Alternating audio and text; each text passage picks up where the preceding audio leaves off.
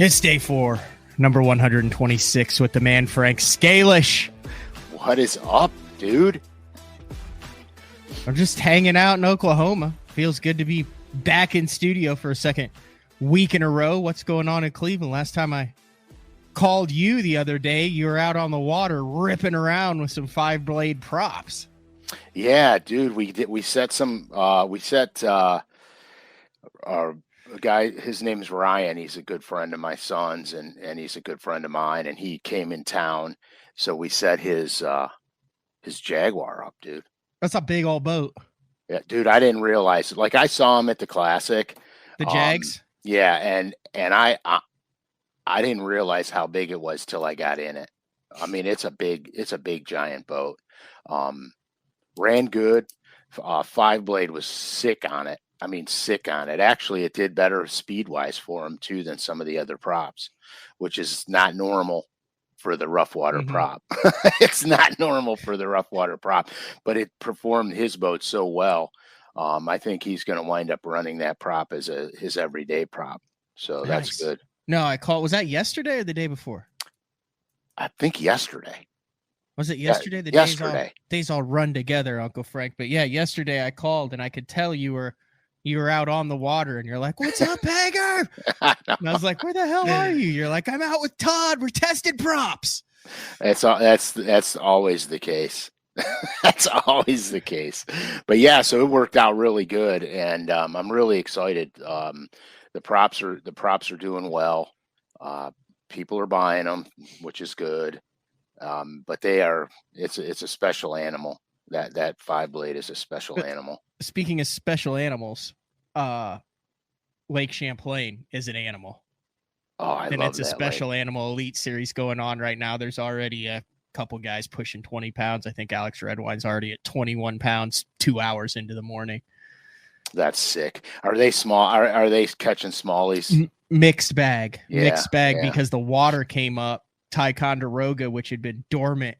I wouldn't say dormant, but it hadn't been the Ticonderoga of, well, decades past. Right. Is back in play.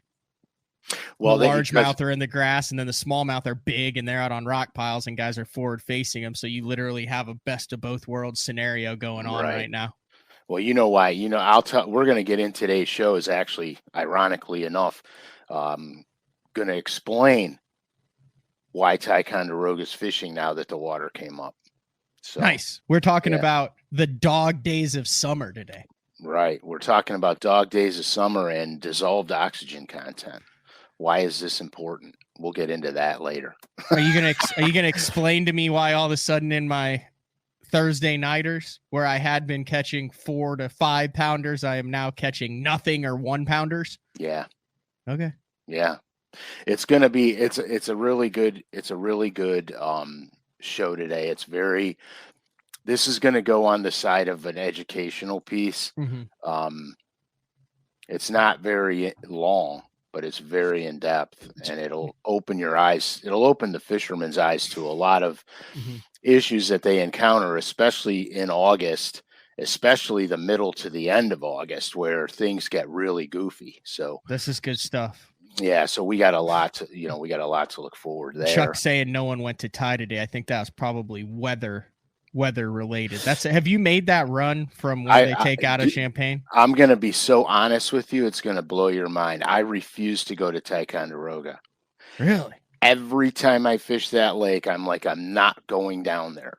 And there's way too many fish from the midsection up north to pass all those bass up on a chance that if the weather changes, you may not get back. And so I just refuse to do it. And quite frankly, when I took second there, I had a mixed bag also. The 3 previous top 8 finishes I had there were all smallmouth. That's all I concentrated on was smallmouth. It just so happened the year that I took second, I was catching both species in the same place, same places. And then the pattern held out through the entire tournament. So I'm like, okay, I'm not changing nothing. Have you ever not made it in? Have you ever like gone out, yeah, procured a satchel, and then failed to make weigh-in Oh, because no, of no, weather. no. Because of weather. No, I never, Okay. I always get back. Okay. I don't It's a play it. valid question, though. I No, mean, you it's a hear huge that. question. Now, I was late on my own stupidity one time, Yeah. which cost me a top 10 finish on Gunnersville. But as far as I got him, holy cow, I can't make it back in. That's never been a. No, it's never been the case. I got caught on Lake Erie one time in a bad scenario, and I made it back. But by the skin of my teeth, I made it back. It was a bad decision on my part. I overstayed my welcome. I saw the wind shift, and I said, I got time. And you have no time. When you're on Erie and you're 55 miles away from weigh-in, you have no time, because by the time you go 10 miles, you're into the heat of the storm. Yep. And it almost cost me some quid. But that's why I think on those Great Lakes, you see a lot of guys that go, and once they catch a weight that they're happy with, they bounce if it's somewhat sketchy out. Like, on Ontario, we've seen those guys, hey, I made 6 drops and I was done. They could have pushed it another 45, but you never know whether you're going to be going 14 or whether you're going to be going 35. Correct. And that's the problem. Champlain's different. Since we're talking about Champlain is probably goes in my top 10 on my all-time favorite lakes. I absolutely love the lake. It fishes great for me. I've experienced some very bad weather on that lake. I potlucked an FLW event there one time and got out of there with 10 grand. But in all honesty, they should have never let us go. I mean, it was that bad. I got to my first spot, and it was over an hour before anyone else showed up. That's how rough it was. So yeah, but that lake, that lake's weird, because if the wind blows down the pipe, okay, you can't really tack them unless you go left to right across the lake, back and forth, which doubles your distance. All right, because it gets so narrow in certain places. You just have to eat it. You have to eat it, and that's the beauty of that 5-blade, is that you can continue forward progress, and you're not taxing your motor too much because you're not over tacking all the time.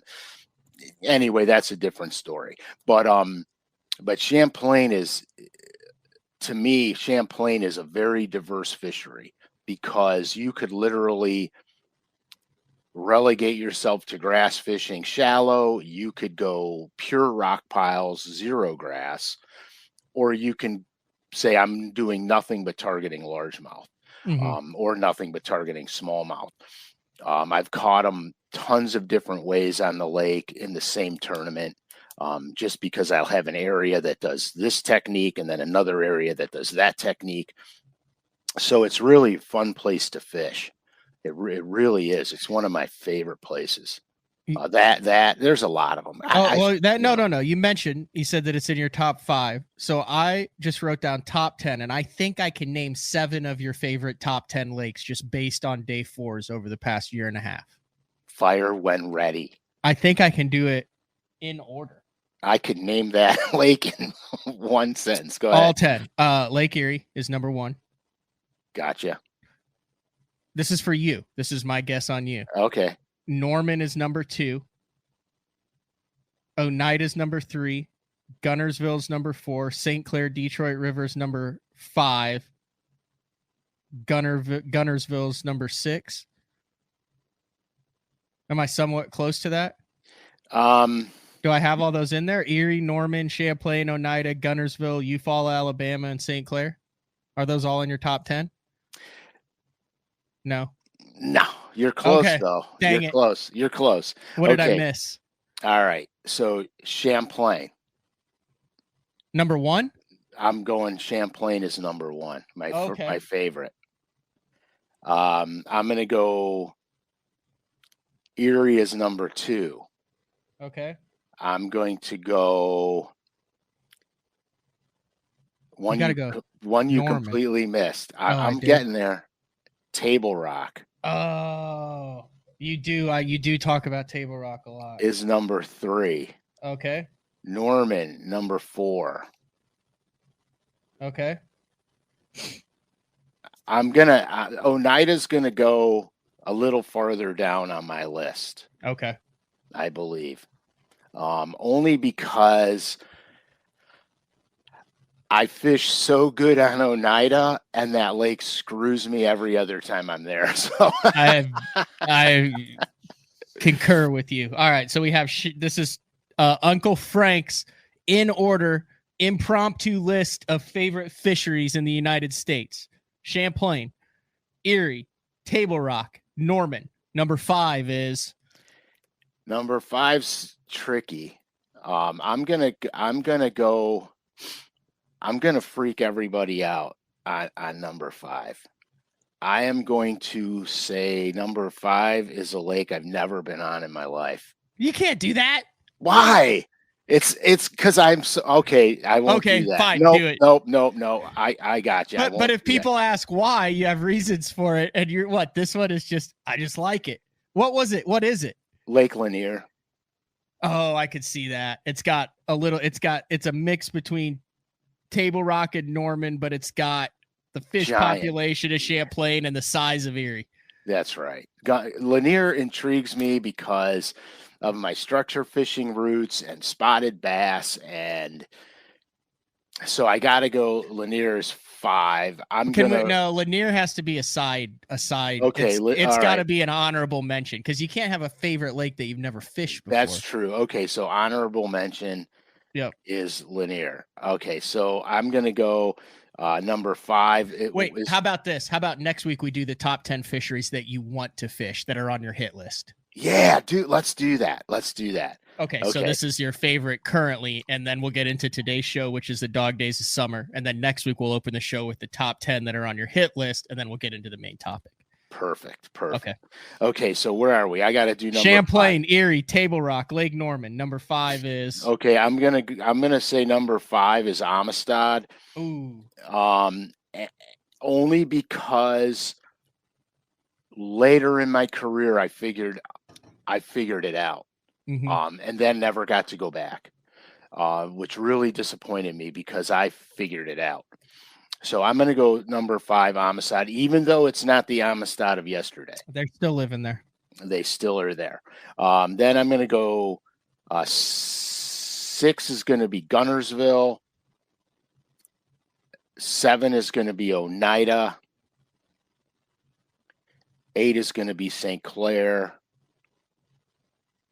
So I had a bunch of these on there. Yeah, you did. So I need a 9 and a 10 now. Yep. Champlain, Erie. This is in order. Champlain, Erie, Table Rock, Norman, Amistad, Gunnersville, Oneida, St. Clair. Okay, so now I need a moment to gather my thoughts because I got 2 left. Yep. And I have to think about this. Oh, dude. Well, can I choose a place based on past history? Yeah, you could choose it based on anything. The only stipulation is you've had to at least win a line there. One of your top 10 favorites. Okay. And it could be a little local joint. Doesn't have to be a powerhouse. I have local lakes that I love that are in your top 10 that I'm not mentioning on air. You could put a unnamed lake at number 9 if you wanted to. And I'm going to put no, I'm not going to do that. We could do a Lake X if you want. I'm going to leave it out. So, okay. So 9. So where the hell am I? 8, 9. I'm on 9. I'm going with the Red River. No. Yeah. I know you always do well there, but that is such an outlier. It is such an outlier, but it's totally based on my past performances on the lake. Yep. Because I've never tanked it. Yeah. Ever. Yeah. And so here's the weird part about it. So the weird part about it is that's a place that I never fished deeper than 4 feet. And can't see more than 3 inches. Right. 100%. It's not against the grain. It's totally against the grain as opposed to the other 7. Correct. That's the reason I like it. So when Okay. I'm going to make another statement on another river that I've only fished twice in my life. And it's so unique and so crazy that I'm going to list it At number 10? at number 10. Hit me with it. The Niagara River. Ooh.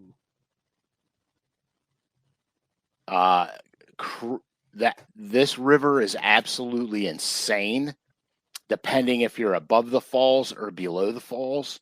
I fished above the falls and below the falls and did not go over the falls. So anyhow, I was actually fishing next to the Maid of the Mist. In a lure net barrel painted with a gut bag. That's right. It had a gut bag on it.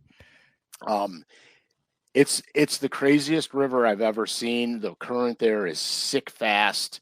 It's absolutely out of control. It made the smallmouth fishing really predictable, but it was insane. The current was so fast. It was nuts. So I listed that only because it was so unique to me. It was so unique. So I listed that. There is another lake that I didn't mention, but it's not a top 10. I'm going to go Smith Lake in Alabama could substitute. That's a good list. That's a predictable list with a couple of outliers in there. Right. Because you got to have some. You got to mix it up sometimes. Mm-hmm. Champlain number 1, Erie number 2, Table Rock number 3, Norman number 4, Amistad number 5, Gunnersville number 6, Oneida number 7, St. Clair 8, Red River 9, Niagara River 10.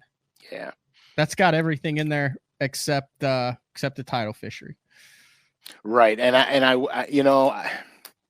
the Potomac's been good and bad to me. The James River's been really crappy to me.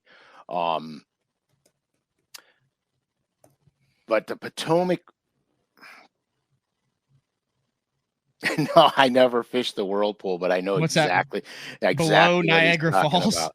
Yeah, they do a lot of salmon fishing by that thing and steelhead fishing. Steve says Uncle Frank would like Oahe in the Dakotas.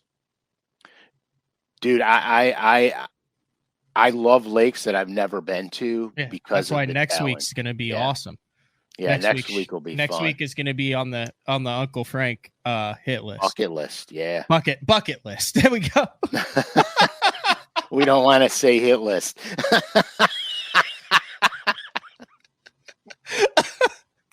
The bucket list, please. Oh man, I'm gonna have a stroke right now, an aneurysm on live on YouTube. Oh gosh, that's great. Dog day. Okay, dog days is summer. Do we have to welcome people? We got to welcome some people here, don't we? Oh yeah, take a minute. We've got some big additions to day 4 coming in the next upcoming weeks.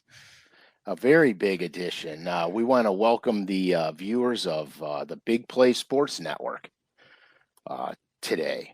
There it is. So this is cool. This is something that you have had on the radar, is a Cleveland-based streaming sports network. Yes. And it has a ton of current and former professional athletes from Ohio and the Cleveland area that all have different shows. Correct. And they talk about all sports, college, everything. Yeah. And it's a great network. I'm happy to be, I'm happy that day 4 that you and I, Matt, are going to be involved in the bat and ball arena. I think it's about time. Everybody talks about bass fishing and where it's going, but the reality of it is that fishing crosses over many sports platforms. There's so many guys that play professional sports that hunt and fish. And so I think this is a good mix. Big Play thinks it's a good mix, and we're off. Absolutely We're off to the nothing races. changes if you No. currently watch BTL on No. any, however you watch it, it'll still be there. It's just an addition to expand the reach since Uncle Frank is a Cleveland sports legend.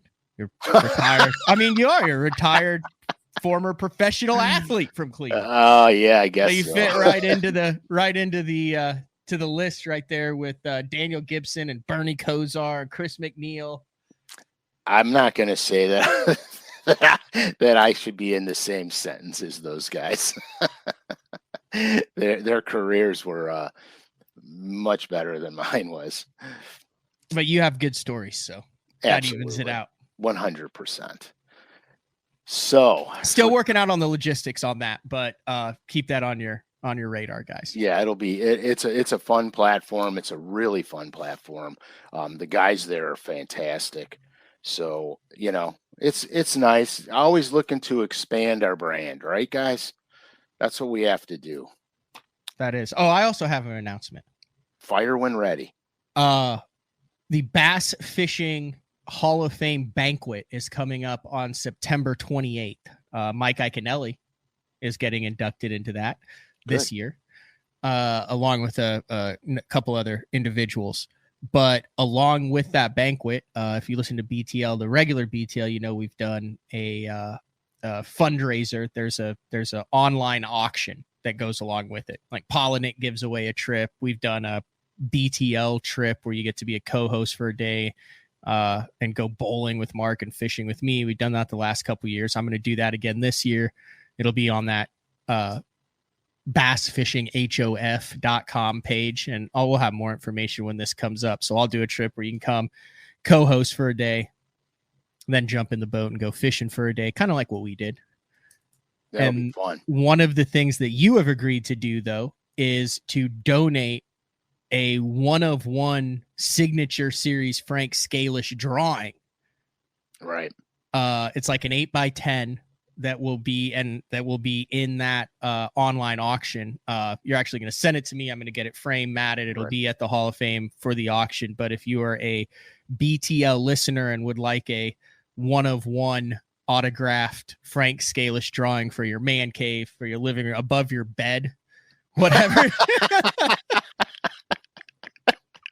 Just be on the lookout in the next couple weeks. That store will open and we'll have more details. But thank you for that donation, Uncle Frank. No sweat, man. And you know what's funny? We the Bass Fishing Hall of Fame, I think Iaconelli totally deserves to be there. Oh yeah. We have the Football Hall of Fame 45 minutes from my house. A friend of mine, the left tackle for the Browns, Joe Thomas, just got inducted into that last month, which is fantastic. Actually, it's just a few weeks ago, which is fantastic. Kudos to him. Kudos to you, Mike. You're a good dude. Did a lot for this industry, and you deserve to be in the Hall of Fame. The rumor is that the Iaconelli squad that is attending that is going to be like half the room. Like he's bringing everybody. Holy smokes! And man. They're from Jersey, and it's going to be loud, and they're going to party. It's going to be obnoxious and loud. It's going to be a good time. Very cool. That's very good stuff. So I even got you saying good stuff. I know, it's making me angry. Actually, I got people that are that every show will comment good stuff now. I know. I have a little Post-it note that says, "Don't say good stuff." I got a Post-it note on my computer that says, "Don't swear." I think we do a pretty admirable job of that. We do a very good job of it, especially. Haven't been canceled yet, Uncle Frank. We're so far so good. All right. Do we have any other announcements? Because those were two big announcements that I almost skipped over before we get into the dog days of summer. No, I think we're ready. We're ready. I'm going to do this. Uh-oh. The floor is yours. I'm live. That's freaking me out. So the other day I had an opportunity to a buddy of mine called me first. I'm going to tell you how we got into this. A buddy of mine called me, and he was on this lake, and he said, "Man, I went to all of my offshore stuff, and none of it was working. I couldn't catch any fish. And I went into a shallow pocket and started crashing them on toads and frogs. And the water temperature was not as hot as it was on the main lake. What's going on? And so I thought about it for a second, and I'm like, Brandon, I said, we had a couple of days of big rainfall. So you got new water coming in some of those short pockets. The cooler rain dropped the water temperature in those pockets, and the bass that were in there put the feed bag on. While the bass that were on the main lake were still suffering from low oxygen levels, not stagnant water, but we hadn't had the rain in a while. And so the oxygen level, the dissolved oxygen content was low on the main lake. So what happens then is the fish start to push a little bit shallower, et cetera, based on the size of the lake, obviously. And he goes, oh, I never thought of that. But we caught him anyway. So I started thinking about that, and I'm like, you know what? I'm going to do a show on this because it's very important in my opinion. So you hear about dissolved oxygen, and what is it really? Yeah. Okay. So what happens? Dissolved oxygen is really the amount of oxygen per liter of water, basically. In order for fish to thrive, they need like 7 to 11 milligrams of dissolved oxygen per liter, roughly. Some fish could do with less, like carp and rough fish can have 4 milligrams. Snakeheads, that stuff. Right. They can live in the less desirable water conditions, but most of your game fish cannot. And so what happens in the summer, I'm going to get into that. So what happens in the summer, and usually it's the dog days of August, okay? You have less rainfall. Your weather's fairly stable. It's hot, maybe not a ton of wind.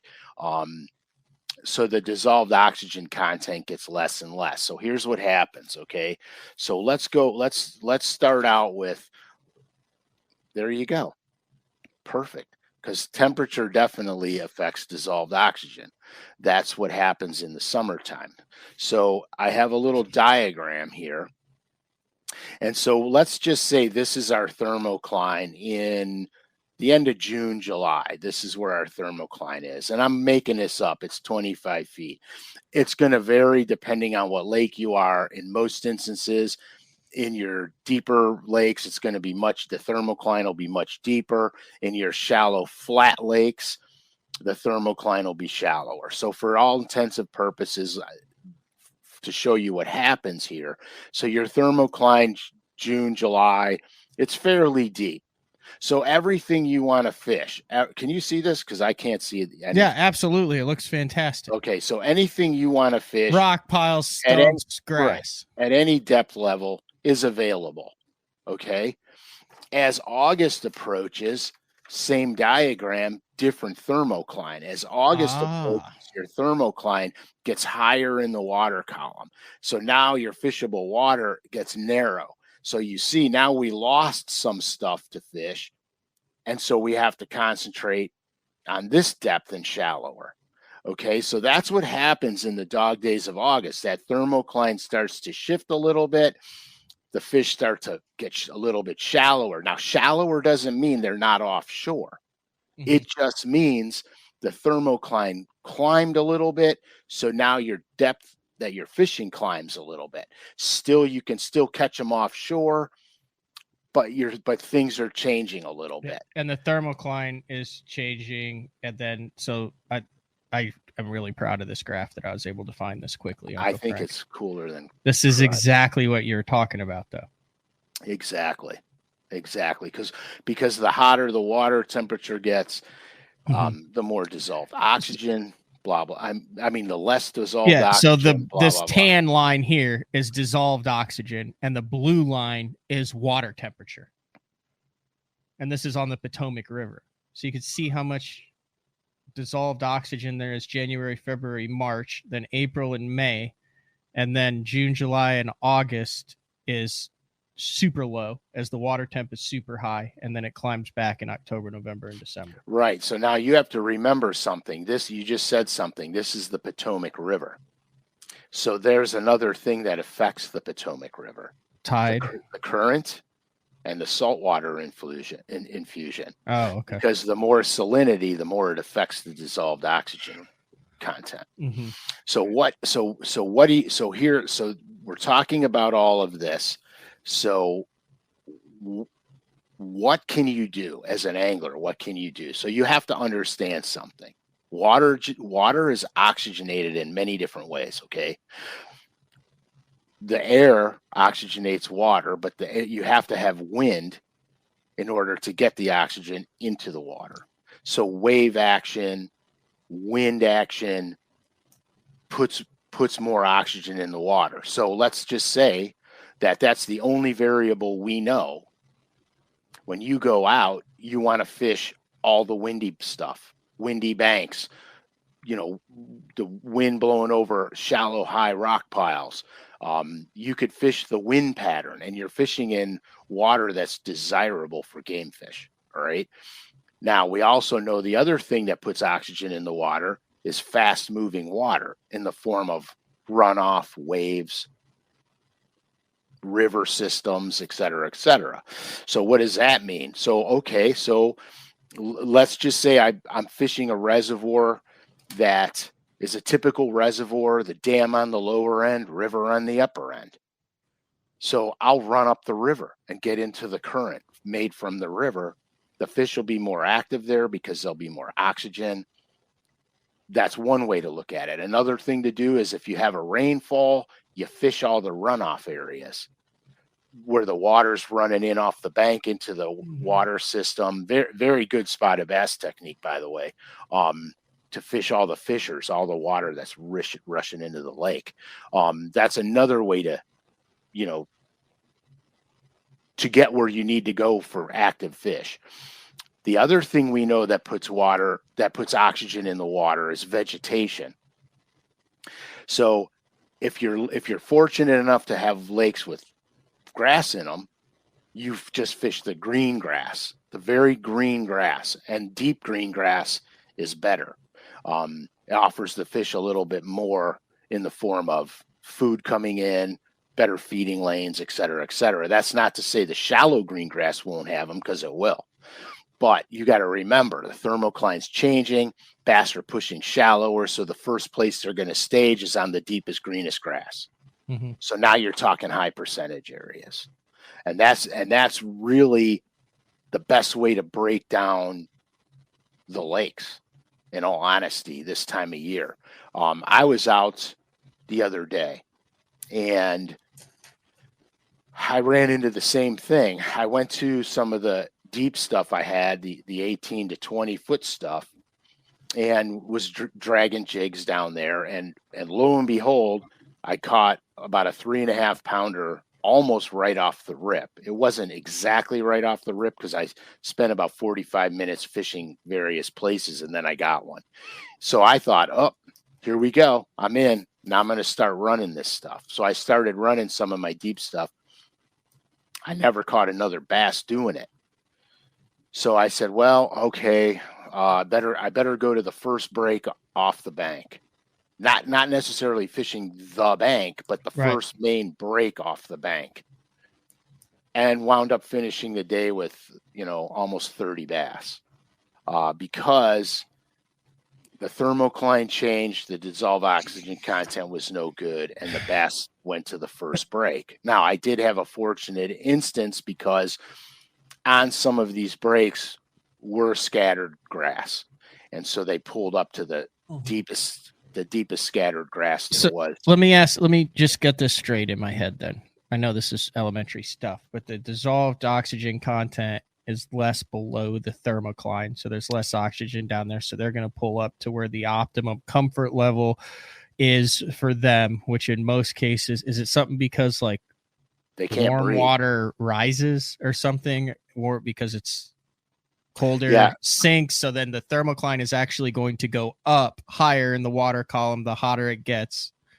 Yeah, because cold water sinks. Yep. So everything below the thermocline is virtually oxygen. You always hear of guys, you can catch some fish sometimes below the thermocline, but that's when you said if there's something else that is impacting that zone. Well, the thing about it is that most of the time you're not catching fish below the thermocline. Okay, so it's at or above the thermocline. Correct. It's at or above. Now, realizing the closer to the thermocline they get, the less oxygen there is. Below the thermocline, it's almost not livable for game fish.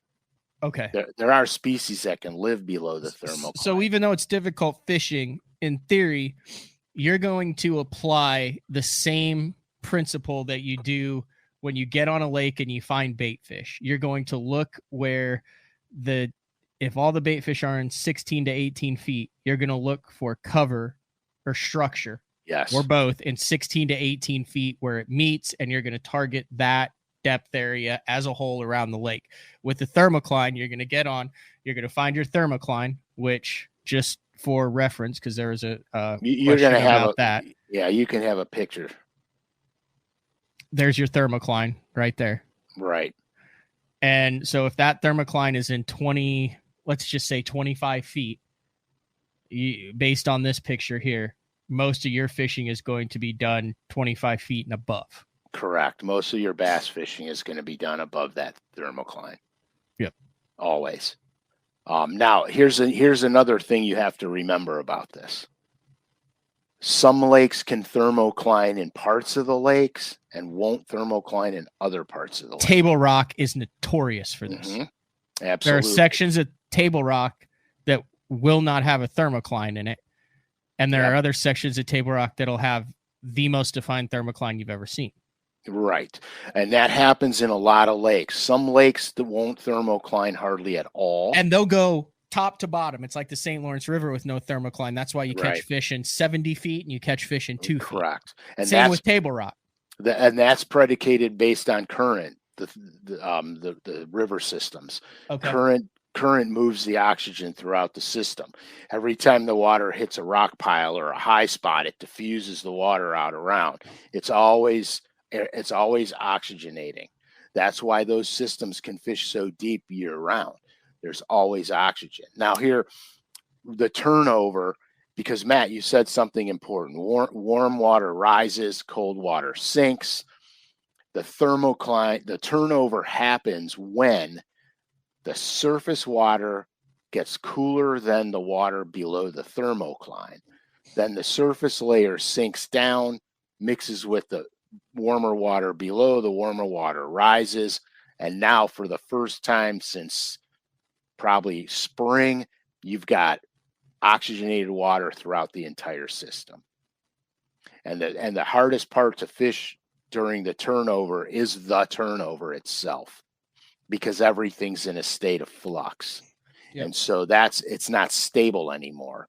It will stabilize, and then the fishing becomes astronomical. But during the turnover is probably the hardest time to fish, in my opinion. It's like a bad relationship, just no stability. Exactly. Oh, and yet again, we took a turn. We took another turn on day 4. We're gonna have to. That might be why I excel during this time of the year, Frank. If you look at my stats, that's where I live. I live in that turnover period, on and off the water. That's good. That gives you patience. That gives you patience and incredible stamina. That's a remarkable amount of info packed into. Yeah, I mean, it's a unique scenario that fishermen will come in contact with. Most people I find don't quite understand it. And this is as simple as it gets. I mean, it's really not any more, it's no more complicated than we talked about. So let's do a walkthrough then. So you get on the lake. You're in the late summer. You haven't been on it in a while. It's the dog days of summer. It is right now. You get on a lake. that you know, well, you don't know if it does or doesn't have a thermocline. You're going to turn your electronics on, your 2D. You're going to turn the sensitivity up, correct? Correct. You got to turn the sensitivity up. And what you're going to do is start idling around, go into a big branch of it on the main lake in the back, and you're going to start looking for. Yeah. So basically what you're going to do, the best thing to do is if you launch your boat, pick a section that has a steep break off and deep water and just idle straight across it. And that'll tell you where your thermocline That'll is. tell you in that section of the lake, that'll tell you that. And now in that section of the lake, you know where you need to target. Everything above it. And so the other thing is, let's just say you're not great with your electronics. Yep. And maybe you can't get your electronics dialed in on a thermocline. So the next best thing you can do is look for the bait, because the bait fish aren't going to be below it. They're always going to be above it. So for example, or right around it. So let's, for example, say you're idling around and you're seeing all your bait, nothing is deeper than 20 feet. You could assume that in that section of the lake you're looking at, that the thermocline is probably 20 feet or below, because nothing is in it. Nothing is below it. Now, that I said there are going to be some species that go below the thermocline, but you're not what you're fishing for. How do they not boil then? I mean, a lot of the lakes in Oklahoma are 100 freaking degrees right now, 92, 93 degrees up in 4 and 5 foot of water. That they can just live in that warm of water. Oh yeah, absolutely. That's why when you hear people talk about southern strain largemouth, northern strain largemouth, for example, everybody will tell you a largemouth is a largemouth is a largemouth. I'm going to tell you that's only true to a certain extent, because what I have found is that our northern strain largemouth, if they stopped eating every time a cold front came in, we wouldn't have bass here, because certain times of the year, the cold fronts are coming in and out like night and day. They just pop in, pop out, pop in. The bass have to still feed. So they do. I could tell you for a fact in Florida, I was fishing when a cold front came through and you couldn't catch a bass. Oh, I experienced that in the open. Like, it was the biggest cold front in the last 20 years. I was there when the iguanas were falling out of the trees. Yeah, you couldn't catch a bass. And I think I caught like 4 bass in 3 days. Yeah. It was awful. And then in the tournament, I had a limit. Yeah. Everyone started catching them. That's exactly what happened to me on Okeechobee. We had one day was 19 degrees down there. 19? 19, 19. The other 2 days were in the 20s. Oh my gosh. I caught 0 fish in the entire practice. 0. The tournament came around, weather warmed up. The first day of the tournament, I ran to a place that I should have caught them and didn't catch them, and crashed them, and came out of there with a check. And I never caught a fish during the practice because of the cold front. So to me, the southern strain largemouth is way more sensitive to weather conditions than a northern strain. Where our bass, they sometimes they get a little feedy when the weather gets nasty. Where I found with the southern strain, it's in their DNA that if they're going to have inclement cold front come in, they don't have to eat. They don't have to worry about eating, because the next day or 2 days later, it's going to be warm again, and then everything's going to work for them. So it's not a necessity for them to feed.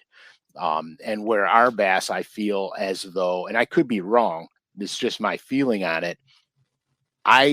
Growing up, I didn't understand when I heard people talk about cold fronts and how you can't catch a bass in a cold front. I always thought they were full of crap, because I never experienced that up here. But at the minute I got below the Mason-Dixon line and started coming in contact with southern strain largemouth, I'm like, holy crap, I can't believe it. You know what I mean? And it's true. So that's the differences between the two strains. that I see behavioral wise. Obviously, there's a little size difference too, but Yeah. the southern strain has a warmer and a longer growing season than a northern strain, so they get much bigger. You see, But Ed Lochran caught a 612 out of Champlain in practice, largemouth. Dude, that's an old bass. That's an old largemouth for up there. Yeah, I mean the thing just was straight meat. Now answer me this: a lot of different types of fisheries. We have tidal fisheries, we have rivers, we have natural lakes, we have dammed up river lakes, we have man-made lakes. Is there one type of lake that is more prone to having a very defined thermocline? I would have, obviously we've talked about rivers most likely will not because of the water movement and the oxygen content. Right. Do natural lakes get a thermocline like the Great Lakes, like Erie, like Champlain? Well, Erie's tricky. Parts of Erie will thermocline, but you got to remember something about Erie. Erie loses its entire water every 3 years. It replaces its entire water system every 3 years. Lake Erie has a massive amount of current in it. The current gets stronger at the western basin and the eastern basin because here you have two neck down areas. And so you go from the central basin, which is fairly steep and deep. All right. Water slows down in the central basin. As it gets to the eastern basin, it starts to shallow up again. Current starts to speed up because the water is being compressed into a smaller area. Water starts to speed up, and poof, you got current, oxygen, et cetera, et cetera. Natural lakes absolutely thermocline, 100%. Now it also depends. If it's a shallow, 12-foot deep natural grass lake, it probably won't thermocline because there's enough green vegetation in there to keep the oxygen levels high. But they'll even thermocline on like TVA lakes and stuff that have current flowing through the fishery. Certain sections of that body of water will. It's no different than Table Rock. Certain sections of Table Rock thermocline, certain sections won't.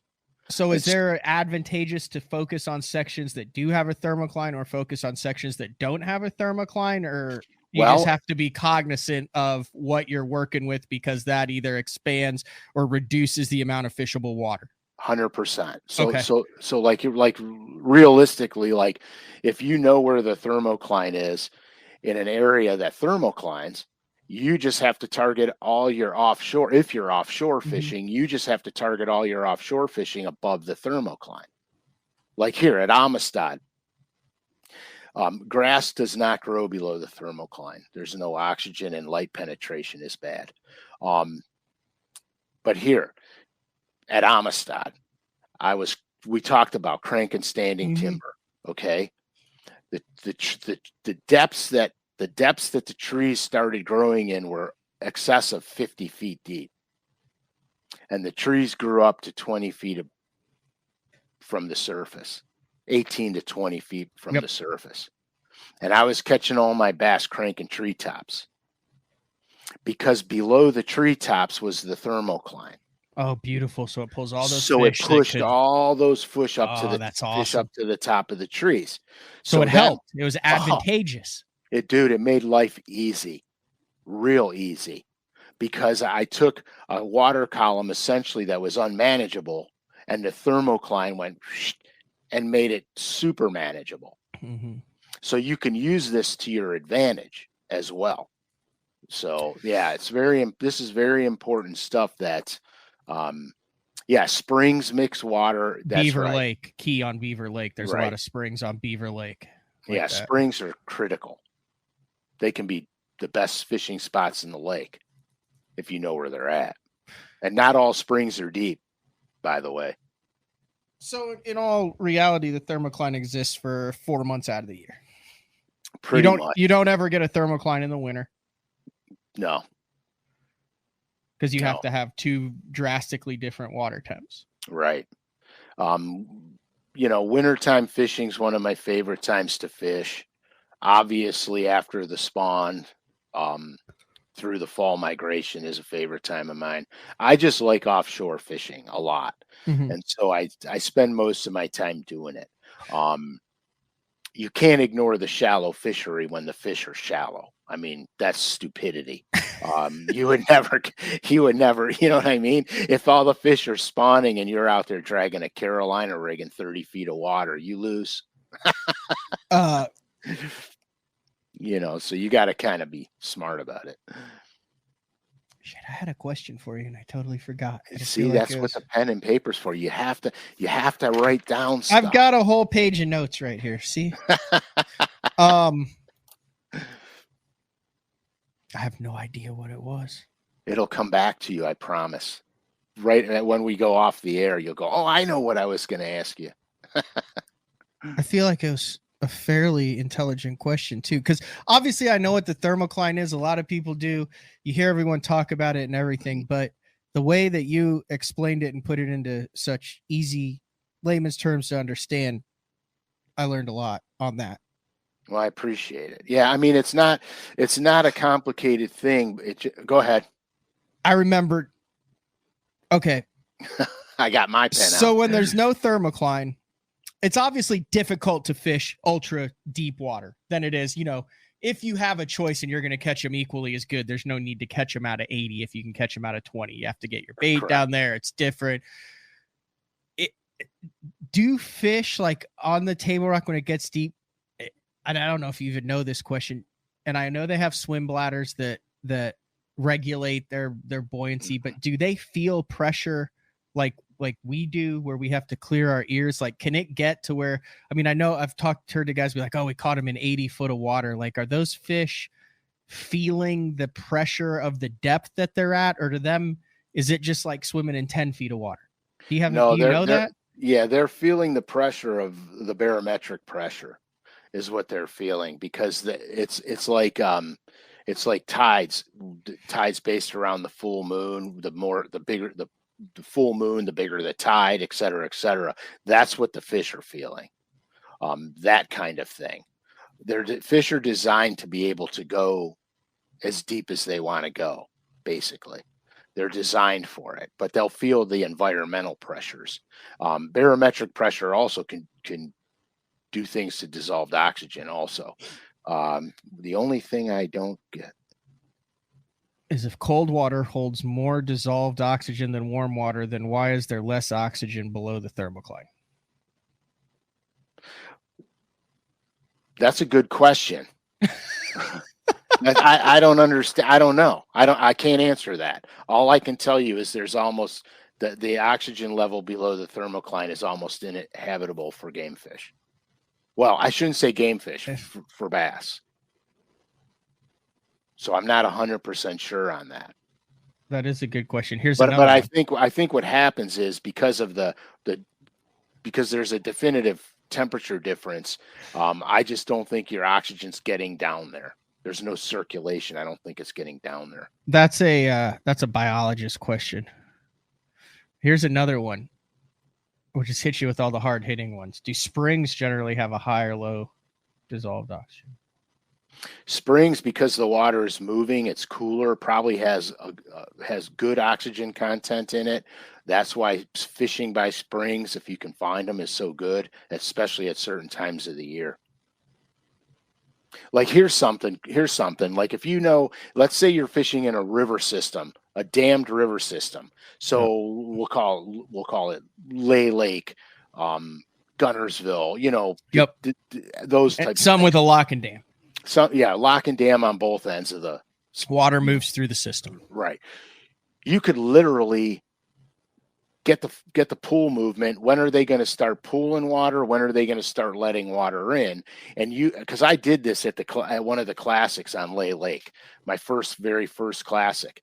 I ran to the upper end. I mean the lower end when they were letting water in.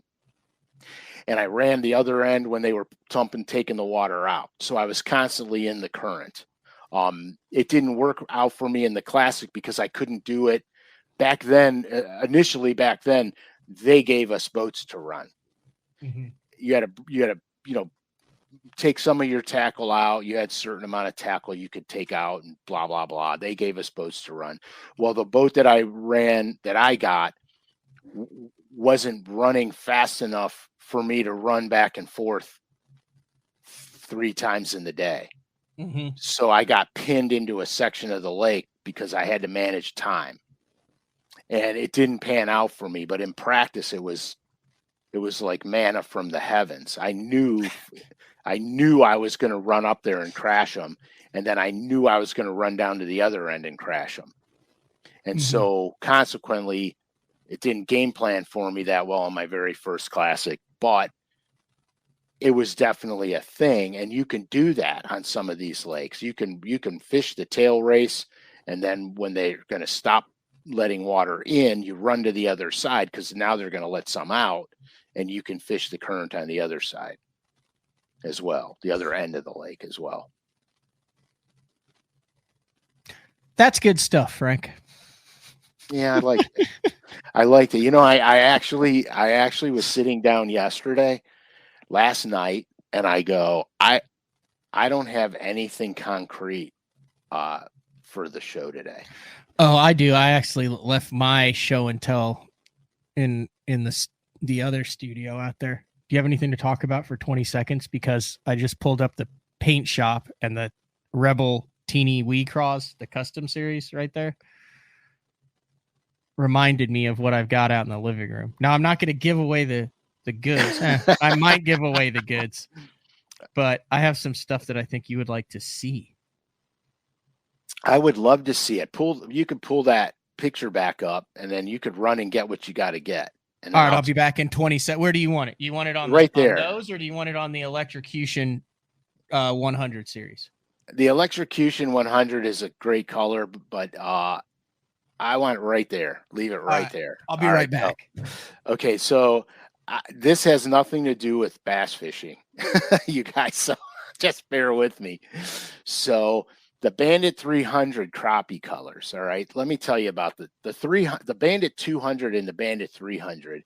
Back when I was coming up, were some of the best bass crankbaits at the time for the depths they ran in, especially the 200.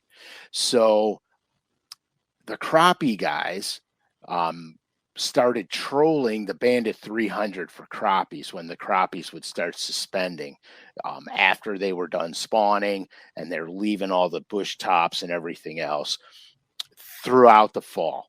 The crappies would suspend, and the crappie guys were trolling Bandit 300s and massacring them. Pete Pons actually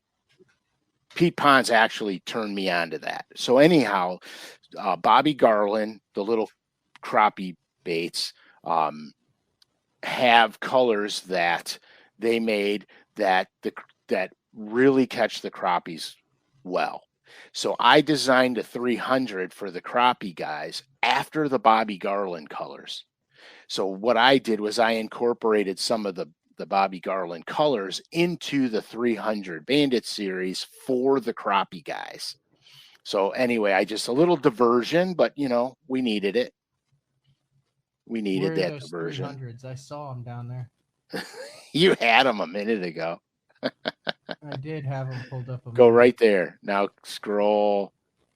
There they are. Oh yeah, there we go. There they are. So if you notice, you'll see the Bobby Garland crappie lures, and then you'll see my paint jobs matched after all of the Bobby Garland colors. Anyway, show me what you got, Matthew. Oh, hold on. That's pretty. All right. So I went home, and there's a famous tackle shop. I went to go see Joanne. She was having some health issues. I've known her since I was a little kid. Got to talk to her grandkids. Didn't get to meet Joanne, but if you're in the Illinois area, you know who Joanne is from Mike's. Legendary. Yeah, been around for forever. You sent me pictures of that place, and I'm like so tempted to make a road trip. All right. So that's what reminded me of this. So we'll start out with that old school Rebel Craw. Oh, that's old school. Old school. This one is from 2003 on the back. That is the deep crawfish. Yeah, the D76. That's a fish catcher too, by the way. And then that one See the plastics even like Is gray on yellowed. it? Yeah. That's an That oldie. one is from 1993. Oh, that's a money bait, dude. And it is the deep crawfish. Yeah, the D76. That bait right there, that the second one that you held up, that color, the olive, I think it's olive tan. Oh, that's and the orange. that's the most notorious or most famous color. Yeah. But we had a show about it, and then I went there and I saw it, and I was like, "Holy cow, I got to get those." Yeah, dude, those are good. That's a good find. That tackle store is amazing, by the way. So then this came up. Oh, an original deep we are. That is from 1984. Yeah. And I got a couple of the deep we are's from 1984. Yeah, I know. You told me you sent me those pictures, and I said you got to see if they got this color. I want all of them. Yeah, and they did not. This was a blast from the past, because when I was 13, 14, 15, this was the hot new bait. It was an Excalibur bait at the time, but this is from 2004, so 20 years old. And this is, I got a poppin' image. Oh yeah. I did a bunch of saltwater colors on those. Really? Yeah, I did a bunch. But do they even make the poppin' image like that anymore? I believe so. I did a bunch of colors on that, the swimming image and the popping image for saltwater. All right. Now go ahead. Oh, sorry. Are those up there? The pop, are they still available? The swimming image and popping image colors? I thought they were, yeah. On LureNet? I thought so. That's how much I know. Thank God you're on the computer, Matt, because if it was me. Oh, here it is, the head and popping image, still available. Yeah, so you'll see like bay anchovy and stuff like that. Needlefish, I think, is in there. Now, this is going back because I designed these colors way long ago. So I don't remember. I don't know if the names were changed or what. Yeah, they just have like all the different shads right here. You might have to get down to the saltwater versions of them.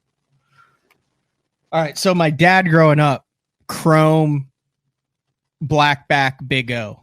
Same as my father. Dude, we go up to Canada. That's the only damn thing he wants to throw. We troll it. We cast it for smallies. We put a leader on. We throw it with pike. Everything. Yep. Chrome, blackback, medium size, Big O. That's my dad. That was the C77. Yeah, that was called the C77 size. And my dad was the same way. This place where we rabbit hunted had a pond on it. And so and a cabin. So we would go stay in the cabin. We would rabbit hunt and fish, even though it was November and cold.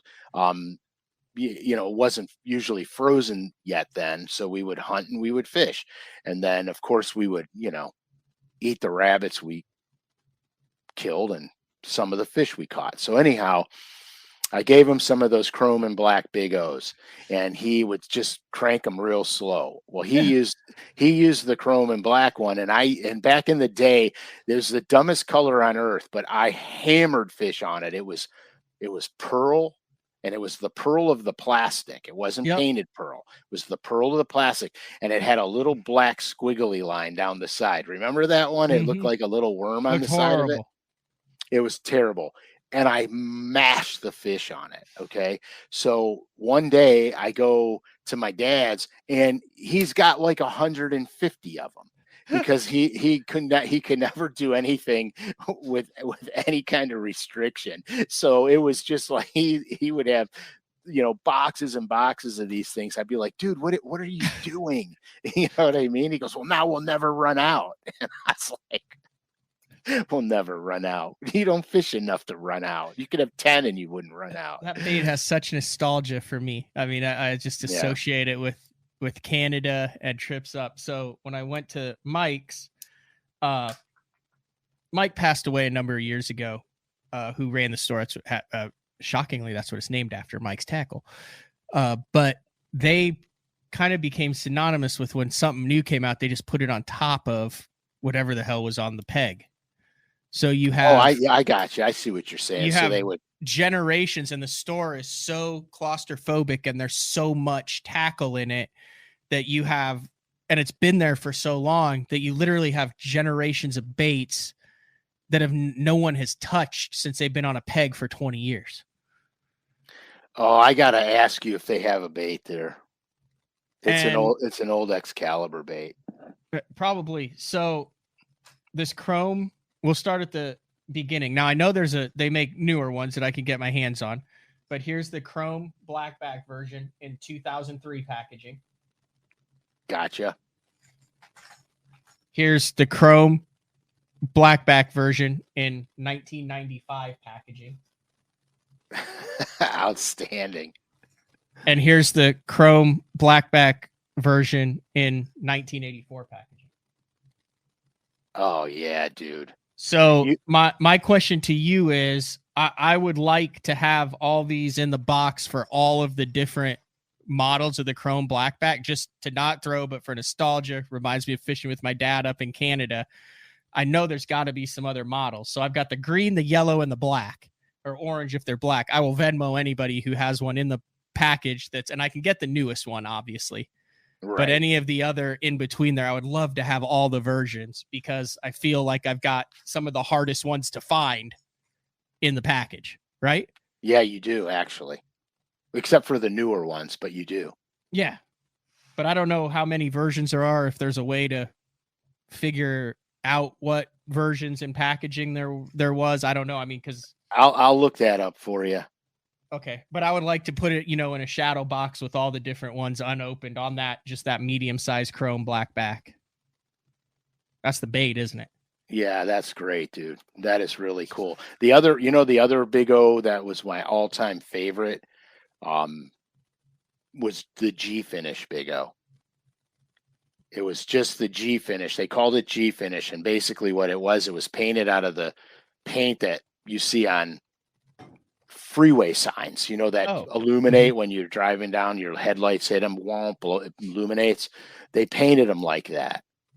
And that was an Ohio River mauler. I mean, coming up, if you didn't have that, throwing it on the Ohio River, you were in bad shape. That was a fabulous color, that G Finish. Man, this has been a good show, Frank. It's been fun. I feel like it's been a good show. You feel like it's been a good show? Yeah, I think they're all good shows. I'm partial because, well, I'm on them. Yeah, it's been a great show, actually. One more announcement. I am wearing the Loaded to the Cork long sleeve tee. Massive thank you to all of the BTL listeners and supporters who purchased the Day 4 apparel. Really cool to see the fish picks come in and all that.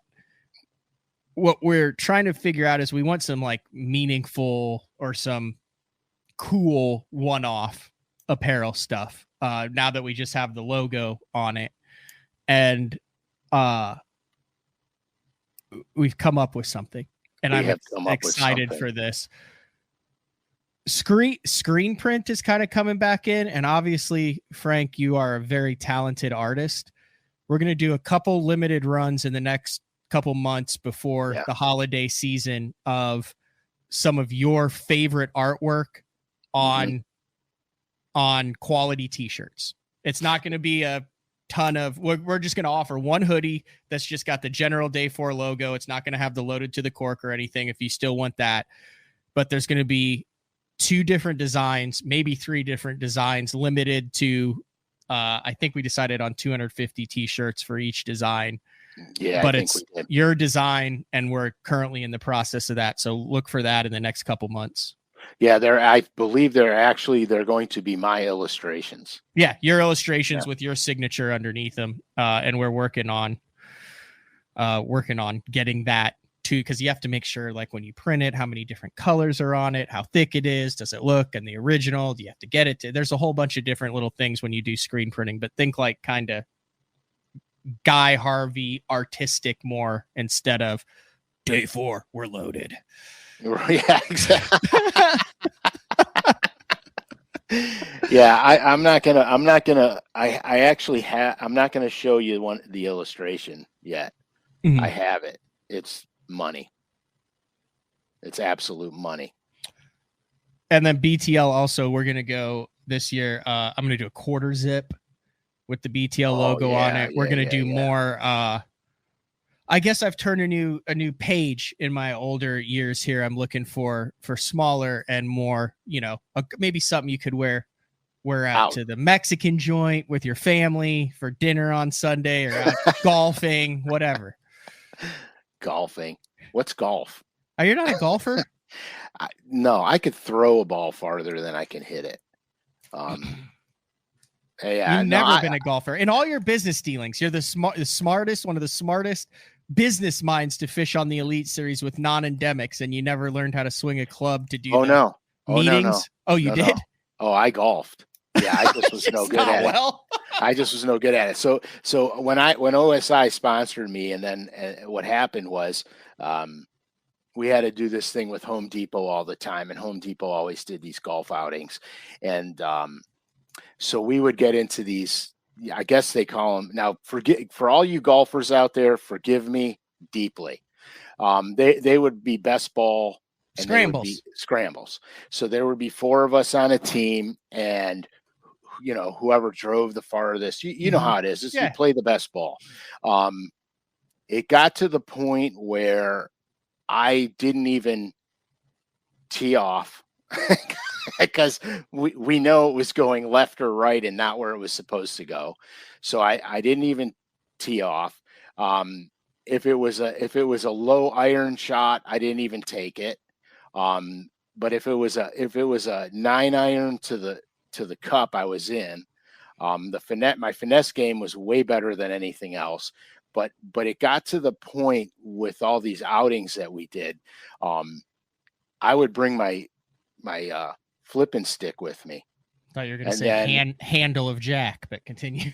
Yeah, so I would bring my flipping stick with me with a jig on it with the hook cut off, and we would get close to the pin, on the fringes of the green, or even on the green, but a major long putt, and I would just pitch the jig into the cup. And that's what we started doing. And then it turned into a game, and then everybody at these outings wanted to do it. And so we turned it into a major event. My lack of golf skills, we turned into a major, major fishing event. I just talked about this with Bobby Lane yesterday on the show. You realize that I had Bobby Lane. I created a golf ball with an eye hole in it that you could tie your line to.